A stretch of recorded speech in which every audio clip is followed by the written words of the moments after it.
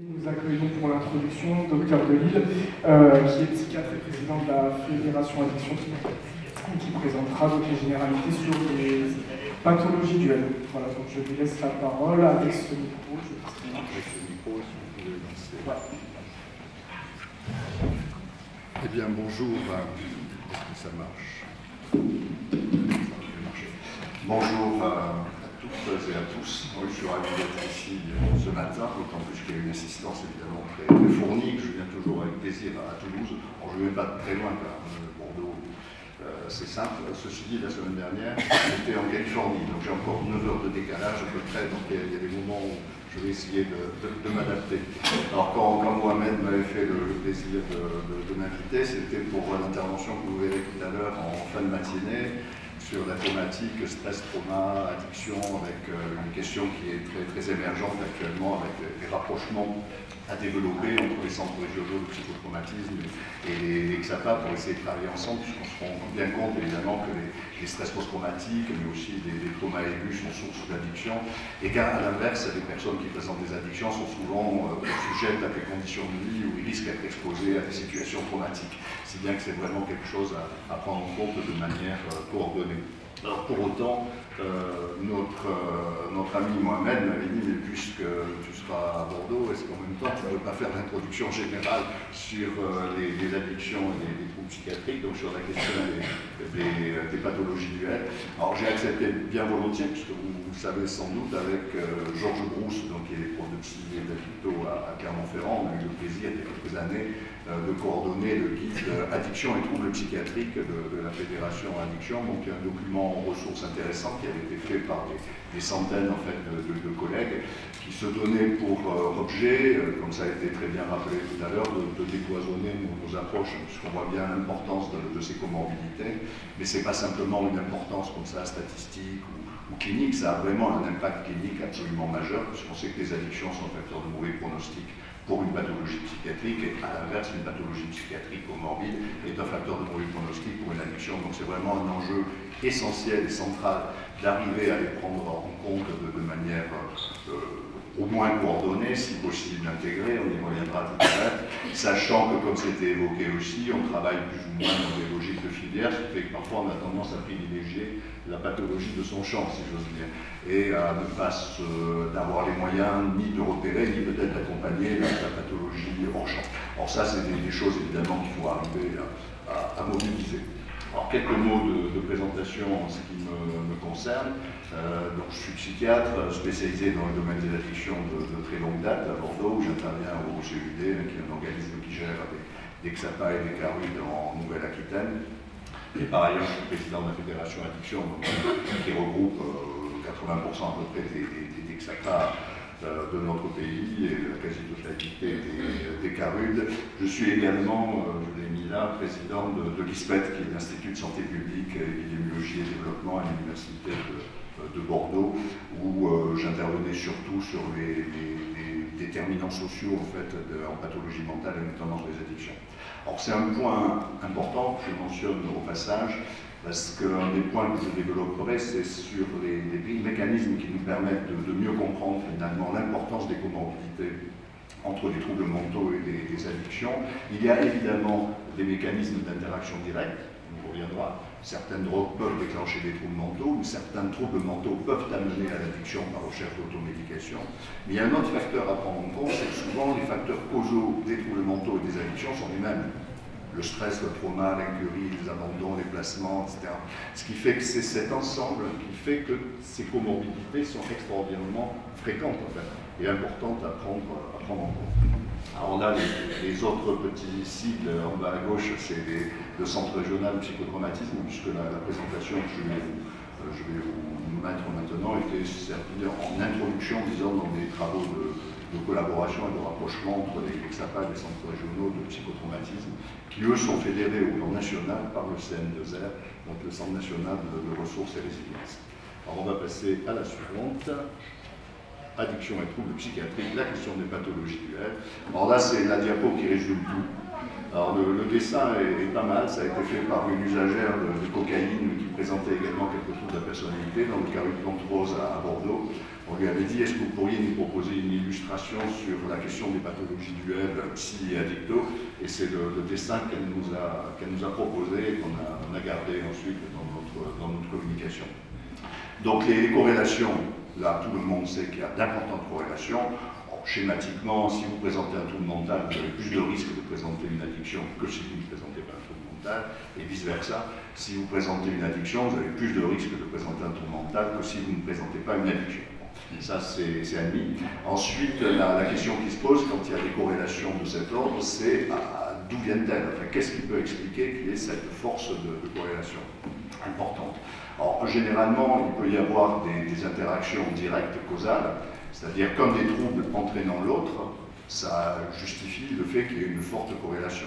Alors, les premières pistes qui ont été découvertes dans ce domaine-là, c'était avec le modèle de l'intoxication, c'est-à-dire où on se rend compte qu'un certain nombre de produits, de drogues, vont pouvoir déclencher des troubles mentaux aigus et même parfois des troubles chroniques. Si bien que c'est une première facteur d'explication de ces corrélations. Or, c'est bien connu, par exemple, avec des stimulants, cocaïne, amphétamine, ça peut déclencher des attaques de panique, ça peut déclencher des troubles confusionnels, ça peut déclencher des troubles psychotiques aigus, de la parano, etc. C'est très connu, évidemment, aussi avec les dysleptiques, le LSD, la psilocybine, tout ça, ça peut faire décoller quelqu'un avec des productions psychotiques aiguës. On sait aussi maintenant, mais on en discutera peut-être un peu plus loin, qu'une des problématiques contemporaines, c'est que le cannabis est de plus en plus établi comme étant un facteur causal, ni nécessaire ni suffisant, mais un facteur causal de troubles psychotiques chroniques, pas uniquement de psychose cannabinique aiguë, mais également de schizophrénie. Donc on voit qu'un des éléments qui peut expliquer la surreprésentation des fumeurs de cannabis chez les schizophrènes, c'est pas simplement que les schizophrènes essaient de trouver un produit qui les détendrait, qui les apaiserait, qui soulagerait leurs angoisses, mais c'est aussi parce que le cannabis accroît le risque de développer une schizophrénie quand on a des vulnérabilités en amont. Donc ça, c'était le modèle, disons, toxique, où c'est la drogue en fait qui va créer le problème mental.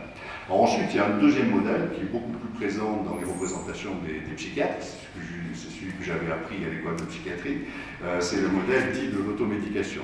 À ce moment-là, c'est plutôt le trouble mental qui est premier et qui va être facteur causal de la transition de l'usage de produits vers l'addiction. C'est-à-dire quand vous présentez un trouble anxieux, par exemple, ou une phobie sociale, quand vous présentez un épisode dépressif, il y a tout à craindre si vous consommiez déjà à l'occasion de produits. Ça dépend du contexte social, du contexte culturel, l'époque, etc. Ça peut être de l'alcool, ça peut être du cannabis.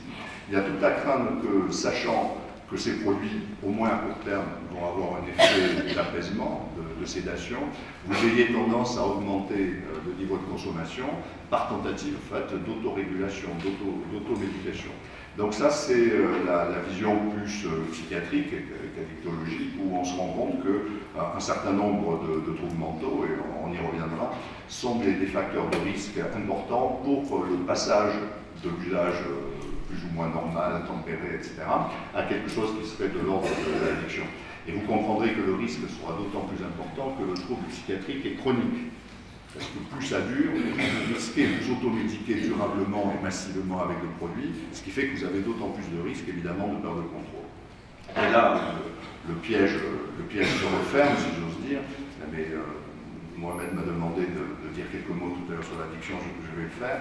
C'est que ce qui avait pu, dans un premier temps, procurer un apaisement ou un soulagement, dans un deuxième temps, du fait de la mécanique addictive, de la tolérance, des mécanismes de sevrage, etc., va au contraire être un élément fortement anxiogène. L'addiction, au contraire, déstabilise.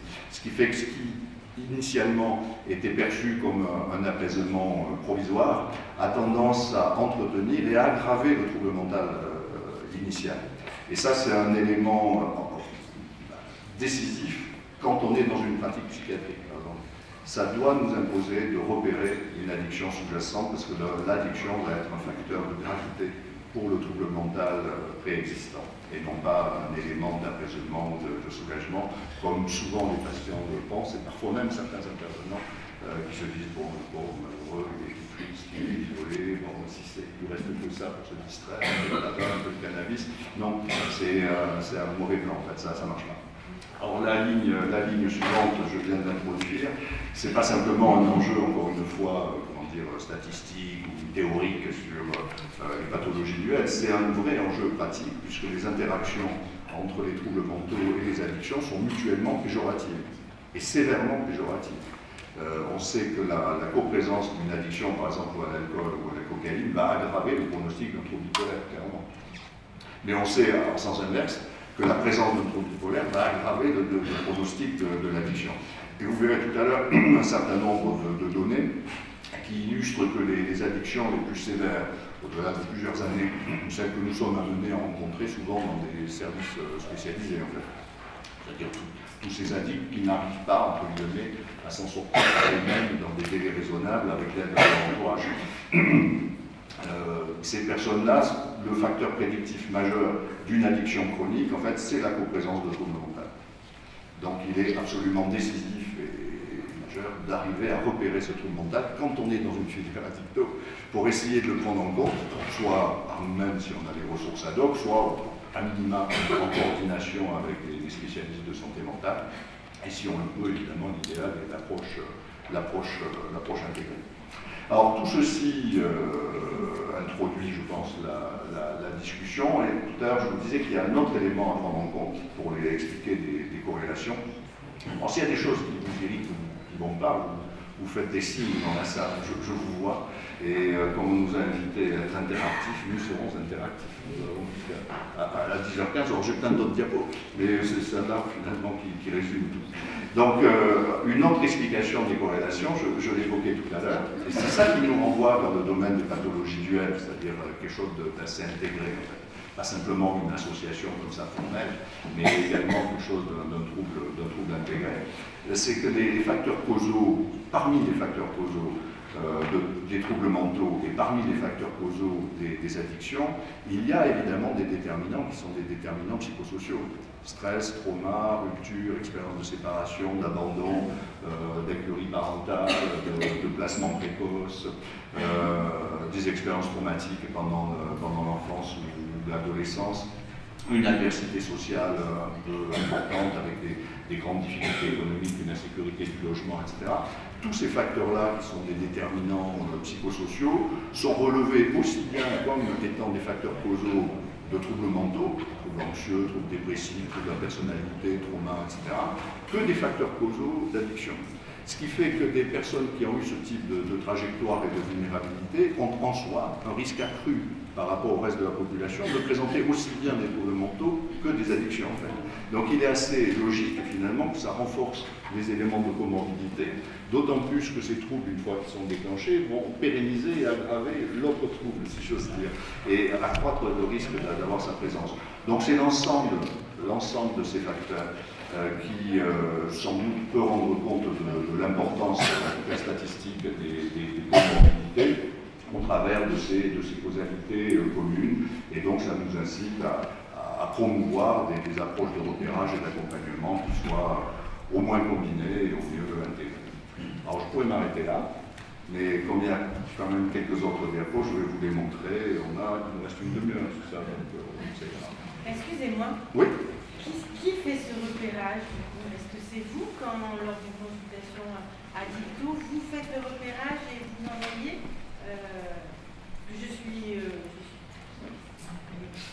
Bonjour, je suis Florence Boulet, je suis infirmière à l'appartement de coordination thérapeutique à Perpignan. Et du coup, les personnes qu'on accueille, dans la plupart, dans 80% des cas, vont avoir des comorbidités addictologiques et psychiatriques, sauf que ce repérage dont vous parlez, nous, on s'en fait témoin tous les jours. On se dit que dans les personnes qu'on accompagne, il y en a un certain nombre qui doivent avoir des troubles psy, mais ce repérage il n'est pas fait, et quand on va consulter un service d'addicto, on a beau alerter, on ne voit pas du tout ce repérage qui le fait. Alors justement, vous avez tout à fait raison, la chose qui nous avait poussé à développer le guide que je vous présenterai tout à l'heure, c'est que les équipes faisaient exactement ce constat. Ils voyaient bien qu'il y avait un problème autour des comorbidités, enfin, c'est évident. Dès qu'on a affaire à des gens qui présentent des addictions sévères, il n'y a pas besoin d'être un psychiatre éminent pour repérer qu'il y a des vulnérabilités psychologiques. Alors parfois on ne sait pas bien leur donner un nom, et puis encore moins parfois comment les accompagner de manière opportune. Mais c'était exactement ce constat qui a été à la base du guide. Alors moi j'ai la chance insigne de travailler dans une institution, le CMD à Bordeaux, où il y a présence dans les murs de psychiatres comme moi. Et je ne suis pas le seul, il y en a d'autres. Donc si j'ose dire, on avait les ressources internes, non seulement pour prendre en compte les pathologies psychiatriques associées, mais pour faciliter aussi la formation des collègues avec lesquels on travaille, travailleurs sociaux, psychos, etc., au travers tout simplement des réunions d'équipe quand ils présentent des situations, etc., pour faire une acculturation en fait, psychiatrique, de telle façon que c'est ce qu'on développe aussi avec l'approche premier secours en santé mentale et PSSM, etc. Je suis membre du conseil scientifique du PSSM, c'est-à-dire donner à tout intervenant le minimum vital, disons, de savoir psychiatrique, genre les livres jaunes, la psychiatrie, non pas pour les nuls, ce serait blessant, mais pour les gens qui ne sont pas spécialisés, de telle façon qu'il y ait des capacités, en tout cas, de repérage, sans aller jusqu'à un diagnostic précis, mais enfin de repérage d'un trouble qui nécessiterait un accompagnement. Charge ensuite, c'est là où les choses se compliquent parfois, de trouver les ressources humaines qui vont pouvoir proposer un accompagnement, que ce soit en intra comme nous, ça c'est bien, c'est pas le cas dans nos antennes, par exemple. Dans des antennes de ville moyenne, on n'a pas de psychiatre, mais de telle façon qu'on puisse arriver à rentrer en contact avec les services de psychiatrie de proximité pour arriver à travailler de façon décloisonnée. Mais donc, un des enjeux essentiels, et j'y reviendrai tout à l'heure sur l'aspect, la deuxième intervention sur l'aspect psychotrauma et addiction, c'est les formations croisées. Typiquement.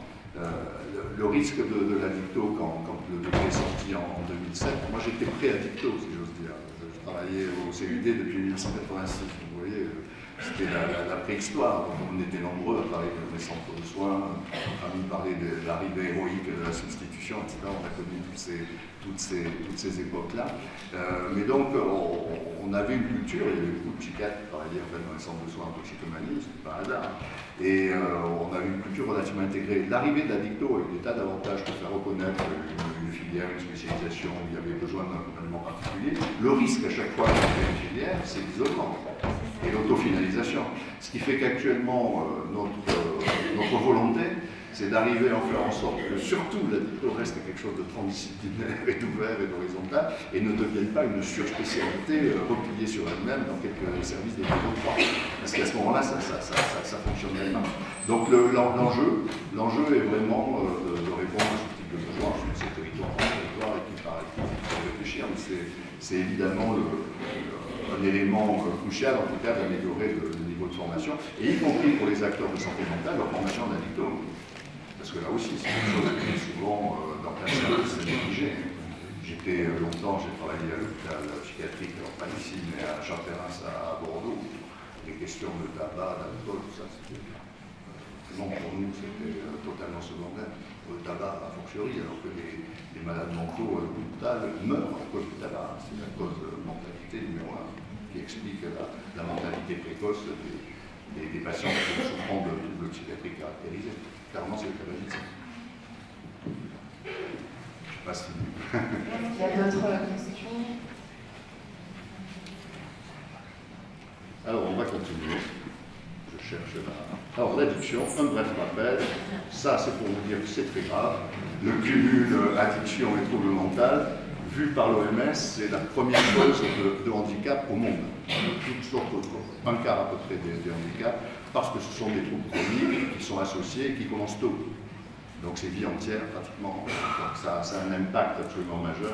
Donc c'est vraiment un enjeu, alors ça c'est le côté santé publique, c'est vraiment un enjeu tout à fait essentiel de s'y confronter, enfin, de prendre en compte cette problématique. Alors là je fais un petit détour, mais on me demandait un résumé sur les addictions. Alors, je commence très loin. Un des trucs qui nous avait intéressé, vous savez sans doute que les addictions portent sur la perte de contrôle en fait, d'une circuiterie neuronale particulière, qui est les circuits de récompense, les circuits de plaisir. Et une question liée à la dopamine Et une question intéressante, c'est de savoir quand apparaissent ces circuits dans l'histoire des espèces. Et alors, ce qui est passionnant, c'est qu'ils apparaissent dès les premiers petits animaux mobiles, en l'occurrence des vermisseaux. Vous voyez, c'est un cousin quand même extrêmement lointain. Ça, c'est une Orabditis, c'est quelques millimètres, il y en a partout ici, dans le parc, et ça grouille. Et c'est des petits vermisseaux où on voit une première structure neuronale, dopamine, etc. Et qui a un effet intéressant. Vous savez que la dopamine a à voir avec la motricité, Parkinson, machin. Et en l'occurrence, quand le petit vermisseau traverse un espace qui est riche en nutriments, et donc qui est bénéfique pour sa survie à lui, pour son alimentation et pour la survie de son espèce, il va y avoir une activation des circuits dopaminergiques. Et les circuits dopaminergiques vont faire que le petit vermisseau va se mettre à tourbillonner sur place, donc à rester plus longtemps dans cet espace riche en nutriments. Donc c'est bien pour lui. Ce qui fait que le lointain ancêtre, si j'ose dire, des circuits de la récompense a été mis en place pour renforcer des comportements qui étaient utiles pour la survie de l'espèce. Alors il y a 3 comportements utiles de ce point de vue-là, du choix reptile, c'est l'alimentation, la boisson et la reproduction. C'est les 3 sources de ce qu'on appellerait maintenant le plaisir. Alors tout ça, c'est très bien. Ces circuits donc, sont des circuits extrêmement anciens, extrêmement robustes, dans un cerveau profond, à la base de notre cerveau. Ils ont une utilité évolutive majeure. C'est grâce à eux qu'on est devenu ce que nous sommes. Le seul inconvénient, évidemment, c'est qu'avec les progrès de l'évolution et l'arrivée de l'homme a eu la capacité de découvrir par hasard, et puis ensuite de cultiver des produits qui pouvaient stimuler directement ces réseaux neuronaux de récompense, sans pour autant être particulièrement utiles, ni pour la survie des consommateurs, ni évidemment pour celle de leur espèce. Mais avec une puissance telle de stimulation que ça se fait au détriment des renforceurs de base. Ce qui fait qu'on se rend compte que quelqu'un qui a un très haut niveau de dépendance va arriver même à se désintéresser des renforceurs naturels, qui sont la sexualité, l'alimentation, etc. Vous verrez des gens qui sont complètement pris en fait, dans leurs produits et qui négligent absolument toutes les autres activités. Donc c'est intéressant à voir parce que ce sont des sources, enfin des réseaux neuronaux extrêmement archaïques, extrêmement profonds, par essence inconscients. C'est vraiment très sous-frontal. Ce qui veut dire qu'une fois qu'ils sont déréglés, ces circuits qui sont des organisateurs majeurs comportementaux, c'est très difficile à remettre en place par des méthodes de volonté, des choses comme ça, parce que vraiment on est confronté à quelque chose d'absolument redoutable. On met mettre en neurobiologie, bon je passe. Là ensuite, deuxième diapo sur l'addiction en 2 diapos. C'est en haut à gauche, vous voyez ce qui se passe après une stimulation aiguë, c'est-à-dire au moment où vous consommez un produit qui va venir stimuler vos circuits de récompense. À ce moment-là, vous éprouvez une sensation de plaisir, que ça soit après un verre de ce qu'on voit ici, du fronton, un verre de fronton, je ne sais pas, non, bon, une cigarette, du cannabis, enfin peu importe. Là, c'est plutôt l'héroïne. Vous avez à ce moment-là une montée euphorique avec l'humeur qui s'améliore. Et physiologiquement, à ce moment-là, il va y avoir des contre-effets, ce qu'on appelle les mécanismes opposants, ça c'est la physiologie, qui fait que vous savez que l'organisme a toujours une recherche d'homéostasie, donc il va vouloir revenir à la base, ce qui fait qu'il va activer d'autres récepteurs, là c'est les récepteurs kappa, opioïdes, peu importe, qui vont faire redescendre, puis au bout d'un moment ça redescend un peu trop, donc ils arrêtent de stimuler le kappa de façon qu'on vienne à la normale. Donc là c'est ce qui se passe quand vous avez eu une consommation par exemple d'alcool un peu excessive, ensuite vous avez un passage de mood, d'anédonie, de perte d'entrain, des choses comme ça, bon ça c'est normal, c'est naturel. Ça c'est l'usage aigu. En revanche, à droite, si vous commencez à répéter les consommations, de manière plus ou moins rapprochée, à ce moment-là, du fait des mécanismes de tolérance, vous allez avoir un émoussement progressif de la récompense, vous allez être de moins en moins gratifié. Si vous buvez jamais, un fond de flûte de champagne va vous déclencher une petite ivresse légère. Si vous buvez tous les jours, pour arriver à une ivresse légère, il faudra sérieusement augmenter les doses. C'est vrai pour les opiacés, c'est vrai pour la cocaïne, c'est vrai pour beaucoup de produits. Donc l'exposition répétée entraîne par des mécanismes de tolérance une diminution en fait, de la récompense, enfin du plaisir. En revanche, ça se paye d'une descente qui, elle, va devenir de plus en plus profonde. Et plus on est accro, plus les périodes de sevrage vont être difficiles. Ça ne sera pas simplement un petit mal de tête, ça va être des symptômes divers et variés, mais enfin plus ou moins pénibles. Et en bas, vous avez la vie d'un addict. Alors, ces quelques années qui sont compactées en quelques diapos. Au début, il y a effectivement souvent une recherche de plaisir, ou en tout cas d'apaisement par rapport à une tension intérieure. Mais ce que je vous disais tout à l'heure, c'est que c'est évidemment une illusion et le piège se referme. C'est-à-dire que tendanciellement, si la chose que vous essayez de compenser, ou le plaisir que vous recherchez, vous amène à répéter de manière très, très rapprochée et chronique ces expériences, en fait, vous allez en tirer de moins en moins de plaisir, à vrai dire. Souvent, quelqu'un qui est très dépendant, la consommation l'aidera à être à peu près à flot, c'est-à-dire à ne pas être en manque, point à la ligne. En revanche, ça va se payer de syndrome de manque de plus en plus sévère, de plus en plus durable, voire chronique. Ce qui fait que ce qui, au début, était de l'ordre d'un apaisement ou d'un plaisir, à terme, pourrait être au contraire quelque chose de l'ordre d'une souffrance accrue. C'est pour ça que c'est un très mauvais plan pour quelqu'un qui a un trouble mental et qui fait de l'automédication. C'est-à-dire l'apaisement initial, durable, enfin, va rester fugace et va se payer à moyen terme ou à long terme, au contraire, par une aggravation du niveau de stress, des états affectifs négatifs qui, secondairement, vont aggraver en fait, son trouble mental. C'est pour ça que c'est vraiment quelque chose à avoir à l'esprit, et c'est tout à fait important de pouvoir partager cette opinion-là avec des usagers, parce qu'eux-mêmes ont plutôt le souvenir du moment où le produit les avait aidés, ce qui fait qu'ils ont de la peine à changer une mauvaise solution en fait. Et souvent ils vont s'enfermer au contraire dans une crise répétée, parce que à court terme ça apaise le sevrage, l'état de manque, et donc ça va leur donner l'impression qu'effectivement ils sont un petit peu moins mal quand ils viennent de consommer. Alors en termes cognitifs, ça signifie ce passage. Quand vous êtes à gauche, c'est du renforcement positif. Vous faites quelque chose pour éprouver un plaisir ou un apaisement. Et à droite, c'est du renforcement négatif, c'est-à-dire vous faites quelque chose pour atténuer une souffrance. Et qui, en l'occurrence, c'est la plaie en fait, du sevrage et du manque. Sachant que souvent, les mécanismes de renforcement négatif sont encore plus contraignants et plus exigeants que le renforcement positif. Donc là, en gros, les gens peuvent être pris dans la masse. Donc ça, je passe. Ce qui fait que du coup, les épisodes de sevrage ou withdrawal en anglais sont un gros facteur de rechute. Quand les gens veulent arrêter, le craving est tel, l'envie de reconsommer est très très important, mais en plus il y a des signes, soit physiques, soit psychiques, peu importe, soit les deux, de sevrage où le cerveau il sait qu'il y a un moyen de soulager ça très vite, c'est de reprendre le produit en fait. Ce qui fait que souvent ça entraîne des mécanismes récurrents de sevrage. Donc ça je passe, ça aussi, ça c'est un point important pour la réflexion sur l'interface psychiatrie et addiction, c'est qu'on se rend compte que si les structures cérébrales qui sont mobilisées au départ des consommations, celles que vous voyez en bas à gauche, c'est le nucléus accumbens, donc c'est ce qu'on dit, c'est vraiment des noyaux de la base, à la base vraiment du cerveau, juste au-dessus du cervelet, c'est des trucs qu'on retrouve chez nos vermisseaux, ils ont 150 neurones à peu près, un peu moins que nous, mais ils ont déjà ces structures-là. En revanche, nous, depuis, on a développé d'autres couches cérébrales, et notamment les couches les plus élaborées, périphériques, dans le cortex, mais on a développé aussi des sources intermédiaires qui sont des circuits de la mémoire et des circuits affectifs, donc l'amygdale étendue. Et on se rend compte, quand on regarde quelles sont les zones cérébrales qui sont mobilisées, c'est qu'en début de course, qui va être mobilisé, donc c'est les structures archaïques, le nucleus accumbens, le cerveau mésolimbique, mais au fur et à mesure que l'addiction va se développer, il va y avoir des mécanismes de mémorisation, d'anticipation, on va essayer de retrouver le produit, on va plus penser qu'à ça, et ça va mobiliser vraiment, y compris, ça c'est le corps de l'homme, des zones corticales, mais aussi l'amygdale étendue, c'est-à-dire qu'il y a un lien étroit, et ça c'est un point essentiel pour la question qui nous intéresse, enfin j'y reviendrai tout à l'heure en fin de matinée, avec l'amygdale étendue, donc avec des facteurs de stress.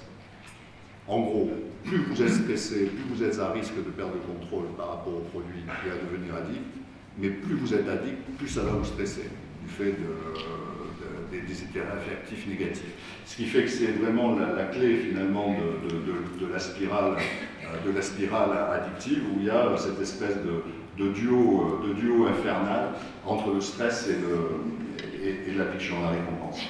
Alors ça, c'est les deux faces de Janus, c'est notre ami George Kugel, qui est le directeur général du NIAA, donc l'Institut national américain de lutte contre l'alcool, mais qui a été formé à Bordeaux, donc, à l'école de neurobiologie avec le moine, et qui avait mis ça sous cette forme-là. C'est-à-dire plus vous êtes stressé, plus vous êtes mal dans la peau, plus vous êtes confronté à des difficultés professionnelles, à l'adversité sociale, tout ça va pas, plus vous êtes à risque d'utiliser des produits qui vont stimuler vos circuits de récompense, qui vont vous apaiser, qui vont vous permettre de passer un moment, mais plus vous stimulez ces circuits de récompense de manière chronique, plus à cause des mécanismes d'adaptation, vous allez accroître et intensifier le fond de stress. Et du coup, là, vous avez vraiment la spirale infernale bien connue. Ça je passe. Alors, addiction et troubles psychiatriques, on est bien, ça je vous l'ai montré. Ça c'est le guide. Vous pouvez le télécharger, vous allez sur le site de la Fédération Addiction. C'est gratuit et on est très fiers, Georges Brousse et moi, avec les collègues qui avons fait le guide, c'est le guide le plus téléchargé de la Fédération Addiction dans l'histoire. On dépasse les 10 000, donc faites un effort pour essayer de nous faire monter encore un peu plus. Et donc on partait de diagnostic de terrain avec des centaines de collègues avec un état des lieux, un petit peu ce que vous présentiez tout à l'heure, on entendait ça partout. Et ensuite, qu'avaient inventé les équipes locales pour essayer de faire face à ces difficultés-là.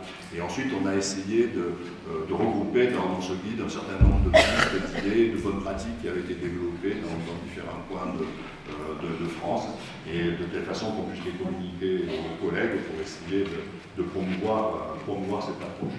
Alors ça, c'est un élément, un autre élément de résumé, vous voyez, en 2-3 diapos, vous avez pratiquement tout. C'est sur un modèle de compréhension de la co-occurrence, donc de la comorbidité, entre des troubles addictifs et le stress chronique. Ce que vous voyez en haut, au milieu, c'est le stress chronique qui, selon nous, est un facteur de risque majeur pour la perte de contrôle par rapport au produit, et donc de la bascule vers l'addiction quand on est usager de produit. Mais ce stress chronique, il est surdéterminé au-dessus par des facteurs de vulnérabilité, évidemment, qui sont des facteurs de vulnérabilité génétique, épigénétique aussi, et des facteurs environnementaux. Et notamment, c'est là où on retrouve toutes les histoires hors familiales, pas simplement au plan génétique, mais au plan éducatif, en fait, de l'environnement de vie, les traumas, les expériences traumatiques précoces, avec un faible niveau de fonctionnement préfrontal. Quand vous avez ce type de vulnérabilité, en gros, vous allez avoir un degré d'impulsivité qui va être un peu supérieur à celui du commun des mortels. Quand vous vivez dans des situations extrêmement stressantes, vous êtes toujours un peu aux aguets, hyper réactif, quand la vie est difficile, imprévisible, vous ne savez pas ce qui va se passer ce soir quand papa va rentrer, s'il est bourré, s'il va devenir méchant, si au contraire il va dormir et que vous allez pouvoir faire ce que vous voulez, si vous ne savez pas si le lendemain vous allez toujours être à la maison, si une nouvelle fois on va devoir déménager en catastrophe. Donc tout ceci crée une insécurité au niveau des bases d'attachement qui, en termes comportementaux, se traduisent par une impulsivité et une difficulté à contrôler son besoin ou son envie du moment en fonction des risques auxquels ça exposerait. Si bien que ce sont des personnes, ce sont des jeunes qui ont plus de risques d'expérimenter des produits que le commun des jeunes. Enfin, là, beaucoup de jeunes expérimentent des produits, mais eux, ils ont un peu plus de risques. Mais surtout, ils ont beaucoup plus de risques d'augmenter la fréquence d'usage. Parce que le stress, à partir du moment où il devient chronique, c'est tous les jours. C'est pas un moment où on s'est engueulé avec un collègue et puis le soir on prend un verre pour faire baisser la pression. C'est quelque chose qui va être tout le temps. Ce qui fait qu'il est à risque à ce moment-là que la tentative d'autorégulation, ce ne soit pas un soir en passant ou un week-end, mais ce soit tendanciellement tous les jours. Et à ce moment-là, c'est des facteurs de vulnérabilité qui accroissent la fréquence de l'usage. Qui dit accroissement de l'usage en bas à droite, c'est des réactions homéostatiques avec des mécanismes opposants, etc. Ce qui fait que vous allez avoir des neuroadaptations qui vont entraîner une plus grande tolérance à ce type de produits, d'une part, mais d'autre part aussi une aggravation de l'état de stress. Ce qui fait que c'est typiquement ce que vous voyez là, avec une activation pour les médecins de l'axe HPA, donc l'hypothalamo-hypophyso-surrénalien, donc l'axe du stress, du cortisol, qui fait que vous allez augmenter votre niveau de stress. Alors tout ceci, c'est élaboré en clinique humaine, ça a été parfaitement étudié sur des modèles expérimentaux. À Bordeaux, nos amis Couve et Lemoine faisaient beaucoup de modèles animaux avec des rongeurs, des rats, vous mettez un rat dans un environnement dit enrichi. Donc il a des jouets, il est bien nourri, il est tranquille, il a des copains, etc. Vous l'exposez à de la cocaïne ou tout comme ça, il y a une faible minorité de ces rats qui vont s'attaquer. Très peu, très peu. Vous prenez les mêmes rats, les rats qui ont les mêmes souches génétiques, monoclonés, les mêmes génétiquement. Vous les mettez dans un environnement dégradé, vous leur envoyez des chocs électriques, vous les réveillez la nuit, vous les secouez, vous les mettez avec un rat agressif, etc. Toxico, 90% quand vous leur montez le cocaïne. C'est-à-dire que c'est des choses qu'on a vues sur d'autres théâtres de guerre, au Vietnam, etc. On voit que quand les conditions environnantes sont très dégradées avec un environnement qui devient hostile et stressant, les pourcentages d'évolution vers l'addiction par recherche d'automédication vont vraiment exploser. Donc c'est un modèle tout à fait important parce qu'il est possible d'agir, et c'est un plaidoyer pour une approche globale et intégrée. Il est possible d'essayer d'intervenir aussi bien sur les vulnérabilités psychologiques ou économiques que sur les vulnérabilités sociales. Le fait d'avoir des appartements de coordination, d'avoir un lieu sécurisé, une équipe qui vient voir, ça va concourir à un meilleur effet parce que ça va faire baisser le niveau de stress. Et donc, globalement, ça concourt aux soins de la même manière qu'on peut le faire avec une intervention spécifique. C'est pour ça que je me permets de continuer la réponse. C'est qu'on n'est pas désemparé vis-à-vis de la prise en compte de problématiques mentales parce qu'on n'a pas de psychiatre dans une équipe. C'est-à-dire l'accompagnement des personnes qui présentent des troubles mentaux ne se limite pas à l'intervention psychiatrique. Tout le monde peut concourir à la prise en charge. Le tout est d'essayer de faire évidemment de manière coordonnée, rationnelle, etc. Mais chacun a clairement sa place à prendre. Donc ça, je l'ai déjà vu, je sais que monsieur aussi. Alors du coup, quand on en vient à ça, ça nous éclaire sur un point. Les circuits de récompense, on les a tous. Vous, moi, faites-moi confiance, vous êtes une IRM, on découvrirez vos circuits de récompense. Pour autant, on ne devient pas tous toxicos. Jusqu'à preuve du contraire. Y compris avec des produits qui sont largement offerts dans nos pays, comme l'alcool, pour les jeunes comme le cannabis. Donc ce qui est intéressant, c'est qu'on voit que dans la masse, c'est des personnes qui sont exposées à des substances et qui en consomment de manière plus ou moins occasionnelle. Ce n'est finalement qu'une minorité, plus ou moins importante selon la capacité d'accrochage des produits, et ce n'est finalement qu'une minorité qui va perdre le contrôle et qui va devenir dépendante. Donc une des questions qui se pose, c'est que cette minorité-là, qu'est-ce qu'elle a en gros comme particularité? C'est pas de chance ou c'est parce qu'il y a des facteurs de vulnérabilité spécifiques? Alors là, il y a différentes études qui montrent, et c'est là où les études de comorbidité sont importantes, c'est que vous voyez sur ce tableau que si vous prenez des personnes, par exemple, qui consomment de l'alcool, qui sont dépendantes du tabac ou dépendantes d'une drogue, la prévalence des troubles de l'humeur est entre le double et le triple de celle qu'on retrouve chez des personnes qui n'ont pas ce type de consommation. En population générale, la prévalence est 9%. Si vous prenez des gens dépendants en drogue, vous arrivez à 30%. Vous voyez, c'est multiplié par 3, ce qui est vraiment considérable. Des troubles anxieux en population générale, c'est 11%. Vous voyez que ça va être doublé. Donc, des troubles de la personnalité, alors, ça explose. Tout ce qui est borderline, impulsif, justement. En population générale, c'est une population assez minoritaire. En population clinique dépendante, c'est des pourcentages très importants. Donc ça nous met sur la base d'une piste, ça je la passe, c'est d'essayer de voir si la coprésence de facteurs de vulnérabilité au plan psychologique ne serait précisément pas le facteur qui expliquerait que certains usagers occasionnels de produits vont basculer vers l'addiction. Et ça a été vérifié par une étude de comorbidité. Alors, le tableau n'est pas bon, si, il est clair, mais bon, il demande quelques explications. C'est des études de survie de la dépendance. Alors, c'est un peu bizarroïde, mais là, en bas à gauche, vous avez des gens, si vous prenez les triangles blancs, par exemple, c'est des gens qui sont dépendants de la cocaïne. Donc, ce que vous allez voir monter, c'est des taux de rémission au fil du temps. En bas, vous avez 5 ans, 10 ans, 20 ans, 30 ans, 40 ans, 50 ans, etc. Donc au départ, c'est 100%, vous étudiez une population de gens qui sont dépendants de la cocaïne.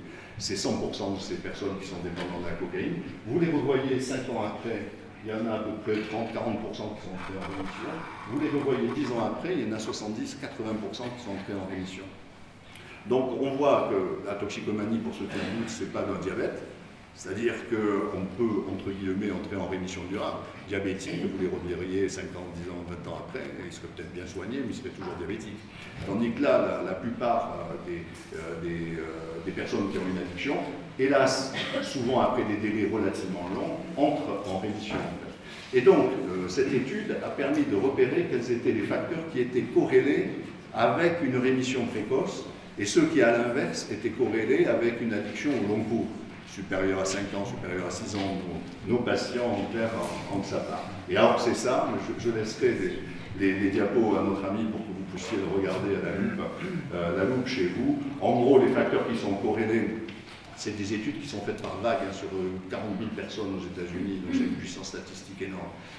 Ceux qui sont corrélés avec le passage d'un usage normé, contrôlé, à une addiction, c'est les facteurs que vous voyez en rouge en haut à gauche, c'est vulnérabilité sociale, histoire familiale, problèmes relationnels, faible niveau scolaire, abandon, violence, trauma infantile, et troubles psychiatriques, c'est troubles de la personnalité, typiquement borderline, anxiété de séparation, ce genre de choses, les troubles anxieux, les troubles dépressifs. C'est-à-dire que ça illustre que si on est du point de vue addicto, ce qui est un peu le mien, l'une des dimensions essentielles à prendre en compte pour accompagner nos patients, c'est le repérage et c'est l'accompagnement des troubles psy associés et la prise en compte des vulnérabilités sociales, avec des éléments d'accompagnement adaptés. Donc voilà, c'est un élément essentiel. Ça, je ne sais pas si je vous le montre, oui, pourquoi pas, on conclura là-dessus. Ça, c'est plus de la médecine, mais bon. Je disais que quand vous avez une comorbidité, par exemple, là, ça va être entre troubles dépressifs et alcool, ce qui est classique, hein, extrêmement fréquent comme comorbidité. Il y a eu une étude relativement récente de Pitinati à Philadelphie qui essayait de comparer, ça n'intéresse pas du tout les laboratoires, mais essayer de comparer quel pouvait être le bénéfice en termes médicamenteux, sans parler de prise en charge psychologique, sociale, etc., qui elles sont nécessairement intégratives. S'il y avait un bénéfice à associer un médicament anti-alcool, en l'occurrence c'était la naltrexone, et un médicament antidépresseur, en l'occurrence c'était la sertraline. Alors, il faut le faire en clinique parce que les labos ne le font pas, clairement. C'est-à-dire, si vous étudiez une molécule, vous voulez avoir des patients purs qui n'ont que le problème pour lequel c'est indiqué. C'est-à-dire, quand vous étudiez la sertraline, le labo va exclure tous les gens qui ont une addiction. Et à l'inverse, si vous étudiez la naltrexone sur l'alcool, vous allez éliminer tous les gens qui ont une pathologie psy. Alors, c'est logique de leur point de vue, parce qu'ils veulent voir l'effet de la molécule sur la pathologie, sauf que c'est très éloigné de la pratique, puisque la pratique, c'est que justement, c'est associé. Et du coup, c'est des cliniciens, en l'occurrence Pettinati, une femme qui avait eu l'idée de comparer 4 bras. Il y avait le bras placebo, il y avait le bras naltrexone seul, il y avait le bras sertraline seul, il y avait le bras sertraline plus naltrexone. Ça semble évident. Ce qui marche le mieux, c'est en haut, c'est le bleu, c'est l'association. Donc, ce qui est vrai en termes médicamenteux, l'est évidemment aussi en termes de prise en charge globale. C'est un vrai enjeu que de pouvoir accompagner ces personnes-là de manière intégrée. Et voilà, on en tient là et on peut discuter.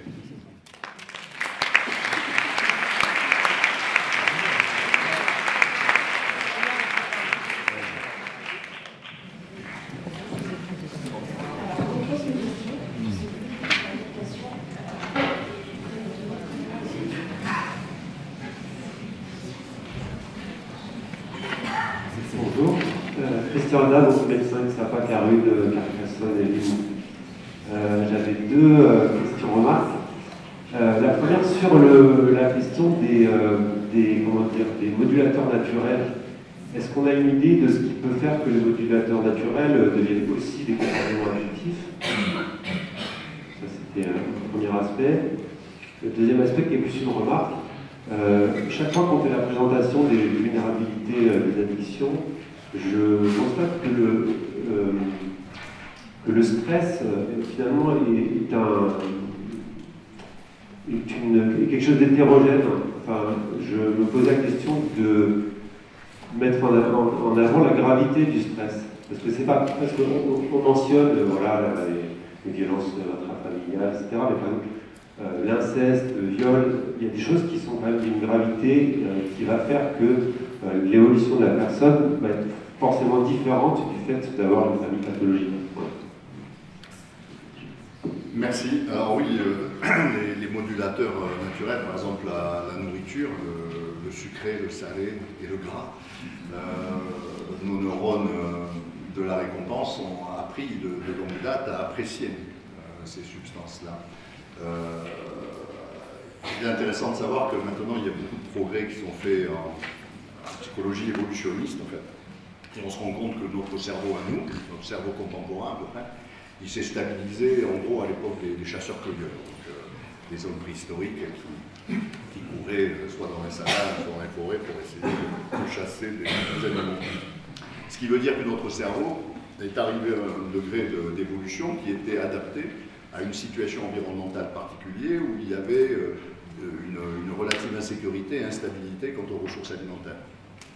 Et donc, on s'est adapté, et en l'occurrence, nos circuits de renforcement, comme toujours, sont des circuits adaptatifs majeurs, et ils nous ont appris à apprécier le sucre pour l'énergie rapide, et à apprécier le gras pour le stockage, en fait, pour le stockage énergétique. Alors la difficulté, c'est qu'on a toujours le même cerveau, mais l'environnement a changé. Puisque maintenant, il y a McDo, je pense qu'il y a un peu d'entre vous qui vont sortir à la chasse tout à l'heure pour essayer de tuer, je sais pas, un chevreuil pour le manger à peine cuit. Bon, je ne pense pas. Et donc, on a un décalage, ce qu'on appelle un gap entre un héritage évolutionniste lié à un contexte environnemental spécifique et un environnement qui a totalement changé. Ce qui fait qu'il y a une bascule du côté de l'offre, avec évidemment des industriels qui sont très compétents en neurobiologie et donc ils vont fabriquer des produits qui sont sucrés, salés et gras, comme les autres. Et là, vous mettez en face des brocolis, le match va être moyen. Et c'est là où, par contre, on en revient au deuxième point, tout dépend des facteurs de vulnérabilité. Parce que nous, nos systèmes de régulation font que, généralement, enfin, vous le savez, on va avoir des mécanismes de satiété qui vont se mettre en place. C'est-à-dire là où on est à jour, je pense, je ne sais pas si parmi vous il y a des amateurs de foie gras, on vous parle de foie gras, on vous en montre, certains d'entre vous vont commencer à saliver. En revanche, si on vous donne 15 tranches de foie gras à midi et qu'on vous en remonte après, vous allez vomir quasiment. C'est-à-dire il y a des mécanismes de régulation qu'on a montré tout à l'heure d'ailleurs, qui sont ces mécanismes de retour à la normale. Alors qu'est-ce qui les dérègle? Toujours pareil, le stress. C'est-à-dire si on prend par exemple les problèmes d'hyperphagie avec prise de poids massive, on se rend compte, par exemple, qu'il y a un gradient social évident, encore pire que pour le tabac, pratiquement. C'est un marqueur social, actuellement. Au XIXe siècle, c'était les bourgeois qui étaient ronds et les ouvriers qui étaient minces. Actuellement, c'est l'inverse, clairement. C'est-à-dire on est entré dans une période où des mécanismes d'adversité sociale, des mécanismes d'impulsivité, de recherche immédiate de satisfaction, etc., vont faire que des jeunes vont se tourner plus rapidement vers des écrans et vers du McDo et le canapé que vers de la course à pied et la lecture de Proust. Et donc si on arrive dans des contextes de vulnérabilité de cet ordre, on peut penser que le modèle que j'évoquais tout à l'heure s'applique assez bien à ces problèmes de comportement alimentaire. Alors, pas tellement côté anorexie, c'est autre chose, mais côté ce qu'on évoquait, perte de contrôle par rapport à des renforceurs naturels, avec une recherche de satisfaction immédiate, d'apaisement. Et plus vous êtes stressé, plus vous aurez besoin de le faire, plus vous êtes en difficulté scolaire, plus vous êtes en échec, plus vous risquez vous enfermer là-dedans. Ensuite, secondairement, vous aurez une mauvaise image de vous, vous aurez un peu honte par il y a des copains qui vont se moquer de vous, donc les histoires de harcèlement ou de critiques externes vont venir renforcer votre niveau de stress, etc. Donc là, vraiment, ça demande, pareil, des prises en compte extrêmement précoces, parce que clairement, en termes de santé, c'est une catastrophe. C'est-à-dire, on le voit avec les États-Unis, des choses qui se prédéterminent quand on a 3, 4, 5 ans en termes de mauvaise alimentation, en partie lié aussi à des difficultés de disponibilité affective de la part de parents, notamment de parents isolés, va se payer ensuite par un surpoids durable, des risques de diabète, d'hypertension, etc., et de mortalité précoce. Or, sur l'autre point, sur le stress, oui, là, ce qui a été très bien identifié, c'est des traumas sévères, donc des traumas aigus avec des épisodes de stress post-traumatique et le lien avec le risque accru de présenter une addiction. C'est ce qu'on voyait en psychiatrie militaire, notamment, mais enfin bon, c'est très bien établi.